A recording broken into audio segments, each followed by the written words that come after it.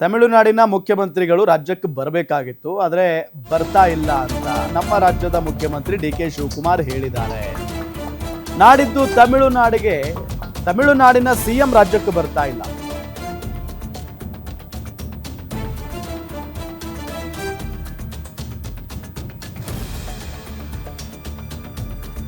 ಮೈಸೂರಿನಲ್ಲಿ ಸಿಎಂ ಡಿ.ಕೆ. ಶಿವಕುಮಾರ್ ಹೇಳಿಕೆಯನ್ನ ಕೊಟ್ಟಿದ್ದಾರೆ. ಶಾಂತ ವಾತಾವರಣದಲ್ಲಿ ಚರ್ಚೆ ಮಾಡಿದ್ರೆ ಅದು ಫಲ ಕೊಡುತ್ತೆ. ಈಗ ಇಲ್ಲಿ ಪ್ರತಿಭಟನೆಗಳು ನಡೀತಾ ಇದ್ದಾವೆ. ಈಗಾಗಲೇ ಬಿಜೆಪಿ ನಾಯಕರು ಕಾವೇರಿ ಹೆಸರಲ್ಲಿ ಪ್ರತಿಭಟನೆ ಮಾಡ್ತಾ ಇದ್ದಾರೆ. ಕನ್ನಡ ಪರ ಸಂಘಟನೆಗಳು ಹೋರಾಟಕ್ಕೆ ಇಳಿದಿದ್ದಾವೆ. ಕರ್ನಾಟಕ ಸಂಸದರು ರಾಜ್ಯಕ್ಕಾಗಿ ಸಂಸತ್ನಲ್ಲಿ ಧ್ವನಿ ಎತ್ತಿದ್ದಾರೆ.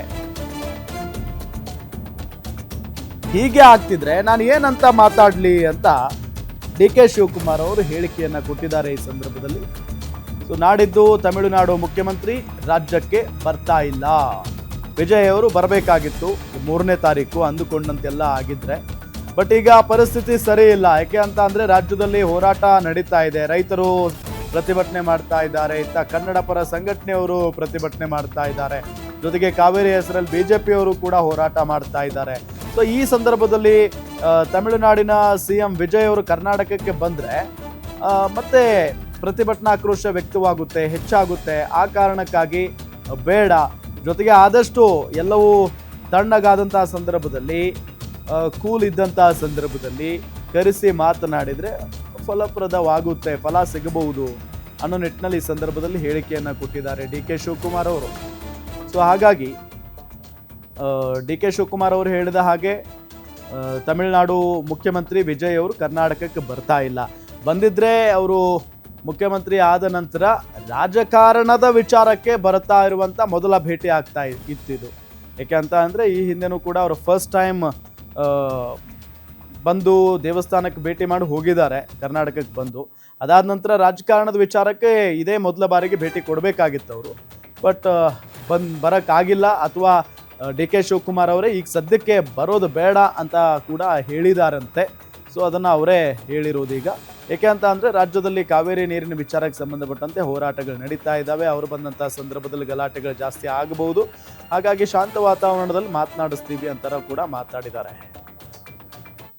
ವಿಜಯನವರಿಗೆ ಇನ್ನೊಂದು ದಿನ ಡೇಟಲ್ಲಿ ಒಳ್ಳೆ ಸ್ವಲ್ಪ ತಿಳಿ ಆಗಲಿ, ಆಮೇಲೆ ಬನ್ನಿ ಅಂತ ನಾನು ಅವ್ರಿಗೆ ರಿಕ್ವೆಸ್ಟ್ ಮಾಡಿದ್ದೆ. ಪ್ರಕೃತಿನ ಒಂದು ಉತ್ತರ ಕೊಟ್ಟಂಗೆ ಆಯ್ತಲ್ಲ. ಈಗ ನೀರು ಬಿಡ್ತಾ ಇದ್ದೀರಾ. ಈಗ ನಾಳೆ ನಮ್ಮ ಲೀಡರ್ಸ್ ಏನು ಹೇಳ್ತಾರೆ, ಲೀಗಲ್ ಟೀಮ್ ಏನು ಹೇಳ್ತಾರೆ, ನಮ್ಮ ಮಾಜಿ ಮುಖ್ಯಮಂತ್ರಿಗಳು ಏನು ಹೇಳ್ತಾರೆ, ಆ ಭಾಗದ ನಾಯಕರುಗಳೆಲ್ಲ ಏನು ಹೇಳ್ತಾರೆ, ಅವ್ರ ಮಾತು ಕೇಳಿ.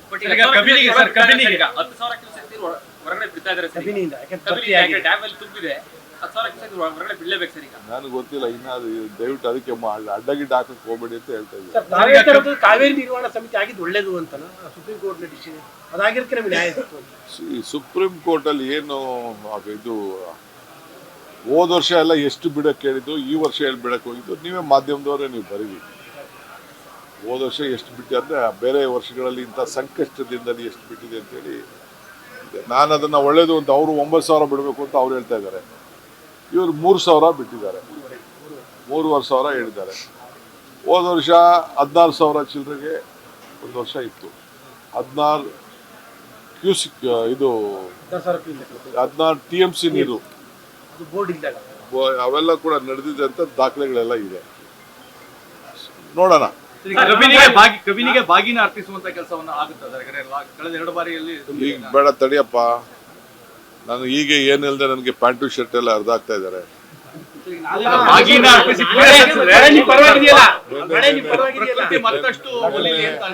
ಒಂದ್ ಕಡೆ ಯಡಿಯೂರಪ್ಪನವರು, ವಿಜಯೇಂದ್ರ ಅವರು ಬಂದು ಅಶೋಕ್ ಎಲ್ಲ ನುಗ್ತಾ ಇದ್ದಾರೆ. ಇನ್ನೊಂದು ಕಡೆ ಆ ಮಂತ್ರಿಗಳು, MP ಗಳೆಲ್ಲ ಕರ್ನಾಟಕಕ್ಕೆ ರಕ್ಷಣೆ ಮಾಡಬೇಕು ಅಂತ ಪಾರ್ಲಿಮೆಂಟಲ್ಲಿ ಸಹಾಯ ಮಾಡ್ತಾ ಇದ್ದಾರೆ. ಇದಕ್ಕೆ ನಾನೇನು ಉತ್ತರ ಹೇಳಿ? ವಿಜಯನವರಿಗೆ ಇನ್ನೊಂದು ದಿನ ಡೇಟಲ್ಲಿ